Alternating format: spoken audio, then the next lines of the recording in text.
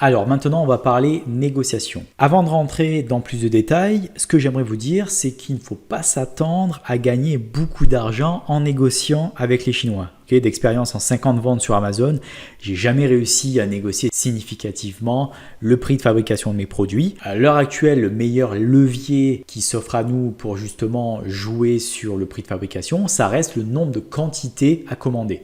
Donc vous avez vu que plus on commande de quantités, moins le prix unitaire est cher, ce qui est tout à fait normal. Mais de manière générale, les prix annoncés par les fournisseurs chinois sont relativement, on va dire, justes et raisonnables. Alors, il y a toujours moyen de négocier, mais la négociation, ça va être plus essayer de jouer de la flexibilité du fournisseur, peut-être sur les quantités, donc les MOQ, peut-être sur obtenir un packaging un peu custom, personnalisé, mettre et apposer un logo sur le produit, des choses comme ça. Donc là, je vais vous dire et je vais vous partager généralement comment je m'y prends pour engager une conversation, une négociation avec un fournisseur. Ok, donc first step, donc la première étape, ça va être de toujours demander 500 unités. Donc on est à ce niveau-là. Donc cela montrera votre sérieux et le fournisseur sera plus enclin à vous répondre et à discuter. Plutôt qu'au final, si vous demandez 50 unités, là, il va juste vous prendre pour un rigolo. Et donc je demande combien sera le prix EXW et DDP. Donc EXW, c'est ex-work. Donc qu'est-ce que c'est? C'est tout simplement le prix de fabrication brut. Et DDP, en fait, c'est le prix de fabrication plus le transport jusqu'à chez vous ou jusqu'aux entrepôts d'Amazon. Donc ça, c'est la première étape. Donc là, il va vous répondre, il va vous envoyer le prix.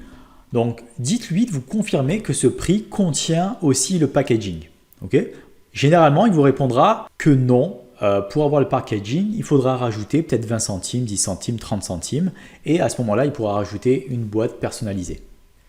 Donc troisième étape, donc là on n'est toujours pas vraiment rentré dans la négociation, mais à ce stade-là, si le produit vous intéresse, demandez-lui un échantillon. En lui demandant de confirmer que si jamais vous faites du business avec lui, il vous remboursera le coût de l'échantillon. Généralement, il n'y a jamais de souci avec ça.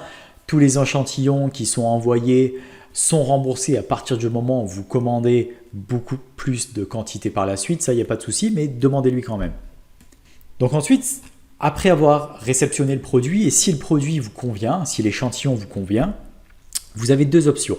L'option 1, vous allez demander au fournisseur de faire une exception par rapport au MOQ, donc aux quantités minimum à commander, parce que vous aimeriez tester le produit et 500 unités, admettons que le fournisseur demande 500 unités minimum, et que 500 unités, c'est trop pour vous, c'est un peu trop risqué, vous avez besoin de tester le marché, et que comme votre marge unitaire elle est un peu juste, voilà, 500 unités, vous n'êtes pas confortable avec ça et que vous voudriez moins. Donc par exemple, demandez 200, 250 unités. Donc l'option 2, donc si vous êtes confortable pour commander 500 unités ou bien si le fournisseur a refusé l'option 1, à ce moment-là, dites-lui que votre marge unitaire est trop petite, qu'après calcul, il s'avère que c'est un peu compliqué de rentrer dans les clous et essayez de lui demander s'il ne pourrait pas faire un effort au niveau du prix qu'il applique. Donc quand vous demandez au fournisseur de faire un effort, si le produit, s'il vous annonce 6 $, ne venez pas avec 3, 4 ou 5 $. Ça sera de suite refusé. Essayez de négocier, mais de manière intelligente. Donc, s'il vous propose 6 $, essayez de négocier à 5,20, 5,30. Peut-être que vous allez arriver à 5,50. Voilà.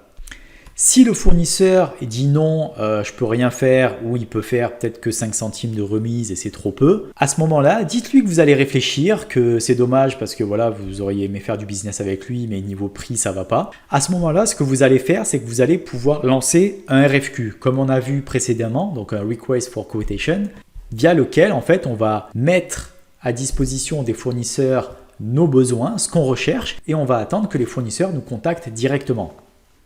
Donc le RFQ, en plus de potentiellement vous mettre à disposition des nouveaux fournisseurs que vous n'avez pas pris en compte quand vous avez fait une sélection manuelle, c'est que certainement ce fournisseur en question avec qui vous essayez de négocier va recevoir le RFQ. Donc il va voir que vous êtes toujours en recherche de produits et peut-être que ça va un peu le titiller et peut-être qu'il va justement être plus enclin à négocier. Alors 2-3 jours après, revenez vers lui, demandez-lui si c'est toujours pas OK pour le prix. S'il dit non, à ce moment-là, dites-lui de rajouter par exemple un product insert dans la boîte gratuitement au niveau de la fabrication du product insert, mais aussi au niveau de la charge de travail que constitue le fait de mettre le product insert dans la boîte. Ou bien tout simplement essayer de négocier, de bénéficier d'un packaging de meilleure qualité avec votre logo, peut-être avec des packaging avec des couleurs, etc. Si ce genre de packaging est utile pour le type de produit que vous vendez. Encore une fois, si vous vendez des clous, le packaging on s'en fout un peu. Mais si vous avez un produit qui est un peu qualitatif, qui peut être utilisé à titre de cadeau, voilà, c'est quand même bien d'avoir un packaging un peu plus poussé. Un petit aparté sur le product insert, donc juste pour votre info, un product insert c'est quoi? C'est tout simplement une petite carte, un petit flyer qu'on va venir mettre dans le packaging et via lequel tout simplement on pourra demander à l'acheteur de laisser une évaluation. Donc par exemple il pourra tout simplement scanner un QR code qui le redirigera automatiquement vers sa page sur Amazon pour laisser une évaluation. Ça peut être un flyer dans lequel en fait vous mettez aussi en avant d'autres produits de votre catalogue. Donc l'acheteur pourra voir ça et dire tiens, c'est ce produit-là, il peut être complémentaire. Donc ça permettra de faire des upsells, donc des ventes complémentaires. Voilà, donc ça c'est un peu pour le product insert. Je voulais un peu clarifier cette partie-là.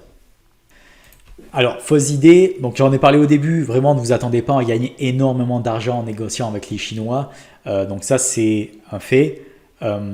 Personnellement, je trouve que c'est une bonne chose. Pourquoi? Parce que les prix qui sont annoncés, ça reste quand même des prix raisonnables et ce n'est pas des prix qui sont grossis dans l'optique d'une négociation future. Okay, c'est vraiment des prix qui sont, j'ai envie de dire, effectivement, je pense qu'ils mettent toujours une petite marge de négociation, mais ça reste quand même des prix qui sont raisonnables, en ligne avec la réalité.